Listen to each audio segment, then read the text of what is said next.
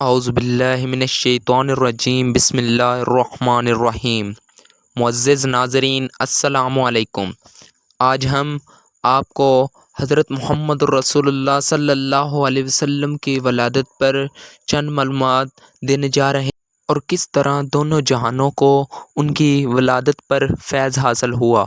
بس میری آپ سے چھوٹی سی گزارش ہے کہ آپ ہمارے چینل کو لائک کریں، سبسکرائب کریں اور بیل ان بٹن کو ضرور دبائیں۔ تو چلو شروع کرتے ہیں کہ کس طرح حضور کی آمد پر دونوں جہانوں کو رحمت اور سکون ملا۔ حضرت ابن عباس رضی اللہ تعالی عنہ فرماتے ہیں کہ حضور نبی کریم صلی اللہ علیہ وسلم جب اس دنیا میں تشریف لائے تو آپ کی انول نال کٹی ہوئی تھی۔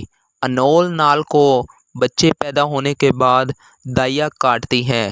آپ ختنہ شدہ پیدا ہوئے۔ عبد المطلب یہ دیکھ کر بے حد حیران ہوئے اور خوش بھی۔ وہ کہا کرتے تھے میرا بیٹا نرالی شان کا ہوگا۔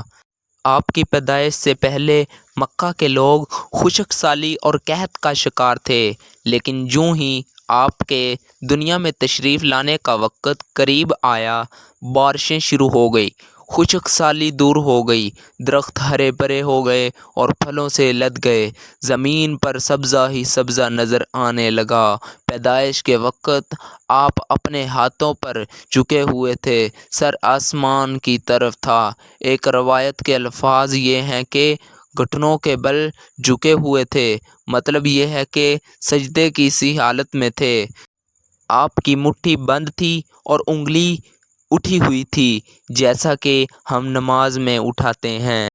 حضور نبی کریم صلی اللہ علیہ وسلم فرماتے ہیں جب میری والدہ نے مجھے جنم دیا تو اس سے ایک نور نکلا، اس نور سے شام کے محلات جگمگا اٹھے۔ آپ صلی اللہ علیہ وسلم کی والدہ سید آمنہ فرماتی ہیں محمد الرسول اللہ صلی اللہ علیہ وسلم کی پیدائش کے وقت ظاہر ہونے والی روشنی میں مجھے بصرہ میں چلنے والے اونٹوں کی گردنیں تک نظر آئیں۔ علامہ صحیح رحمۃ اللہ علیہ نے لکھا ہے کہ جب آپ پیدا ہوئے تو آپ نے اللہ کی تعریف بیان کی۔ ایک روایت میں یہ الفاظ آئے ہیں اللہ اکبر کبیرا والحمد للہ کثیرا سبحان اللہ بکرۃ واصیلا۔ اللہ تعالیٰ سب سے بڑا ہے، اللہ تعالیٰ کی بے حد تعریف ہے اور میں صبح و شام اللہ کی پاکی بیان کرتا ہوں۔ آپ کی ولادت کس دن ہوئی اس بات پر سب کا اتفاق ہے کہ وہ پیر کا دن تھا۔ آپ صبح فجر طلوع ہوتے کے وقت دنیا میں تشریف لائے۔ تاریخ پیدائش کے سلسلے میں بہت سے قول ہیں۔ ایک روایت کے مطابق 12 ربیع الاول کو پیدا ہوئے، ایک روایت کے مطابق 8 ربیع الاول کو پیدا ہوئے، ایک روایت کے مطابق آپ 2 ربیع الاول کو پیدا ہوئے۔ اسی سلسلے میں اور بھی بہت ساری روایات ہیں۔ زیادہ تر مورخین کا خیال ہے کہ آپ 8 ربیع الاول کو پیدا ہوئے۔ تقویم کے طریقے کے حساب سے جب تاریخ نکالی گئی تو 9 ربیع الاول نکلی۔ مطلب یہ کہ اس بارے میں بالکل صحیح بات کسی کو معلوم نہیں۔ اس پر سب کا اتفاق ہے کہ مہینہ ربیع الاول کا تھا اور دن پیر کا۔ یہ بھی کہا جاتا ہے کہ آپ کو پیر کے دن ہی نبوت ملی، پیر کے روز ہی آپ نے مدینہ منورہ کی طرف ہجرت فرمائی اور پیر کے روز ہی آپ صلی اللہ علیہ وسلم کی وفات ہوئی۔ آپ عام الفیل میں پیدا ہوئے، یعنی ہاتھیوں والے سال میں۔ اس سال کو ہاتھیوں والا سال اس لیے کہا جاتا ہے کہ ابرہہ نے ہاتھیوں کے ساتھ مکہ مکرمہ پر چڑھائی کی تھی۔ آپ کی پیدائش اس واقعے کے کچھ ہی دن بعد ہوئی تھی۔ واقعہ کچھ اس طرح ہے کہ ابرہہ یمن کا عیسائی حاکم تھا۔ حج کے دنوں میں اس نے دیکھا کہ لوگ بیت اللہ کا حج کرنے جاتے ہیں۔ اس نے اپنے لوگوں سے پوچھا یہ لوگ کہاں جاتے ہیں؟ اسے جواب ملا بیت اللہ کا حج کرنے کے لیے مکہ جاتے ہیں۔ اس نے پوچھا بیت اللہ کس چیز کا بنا ہوا ہے؟ اسے جواب بتایا گیا پتھروں کا ہے۔ اس نے پوچھا اس کا لباس کیا ہے؟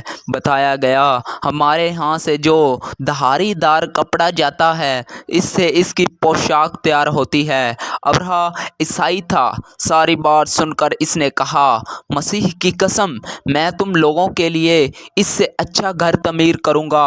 اس طرح اس نے سرخ، سفید، زرد اور سیاہ پتھروں کا ایک گھر بنوایا، سونے اور چاندی سے اس کو سجایا، اس میں کئی دروازے رکھوائے، اس میں سونے کے پترے جڑوائے، اس کے درمیان میں جوہر لگوائے، اس مکان میں ایک بڑا سا یاقوت لگوایا، پردے لگوائے، وہاں خوشبوئیں سلگانے کا انتظام کیا۔ اس کی دیواروں پر اس قدر مشک ملا جاتا تھا کہ وہ سیاہ رنگ ہو گئی، یہاں تک کہ جواہر بھی نظر نہیں آئے۔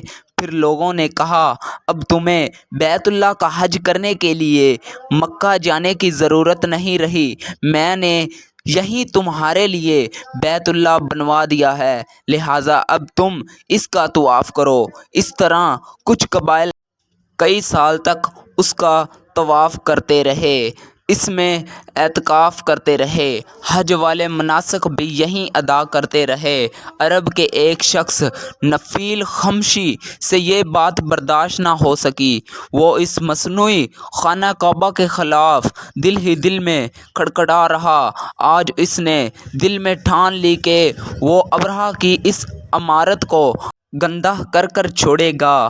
پھر ایک رات اس نے چوری چھپے بہت ہی گندگی اس میں ڈال دی۔ ابرہہ کو معلوم ہوا تو سخت غضبناک ہوا، کہنے لگا یہ کارروائی کسی عرب نے اپنے کعبہ کے لیے کی ہے، میں اسے ڈھا دوں گا، اس کا ایک ایک پتھر توڑ دوں گا۔ اس نے شام و حبشہ کو ایک تفصیلات لکھ دی، اس سے درخواست کی کہ وہ اپنا ہاتھی بھیج دے۔ اس ہاتھی کا نام محمود تھا۔ یہ اس قدر بڑا تھا کہ اتنا بڑا ہاتھی روئے زمین پر دیکھنے میں نہیں آیا۔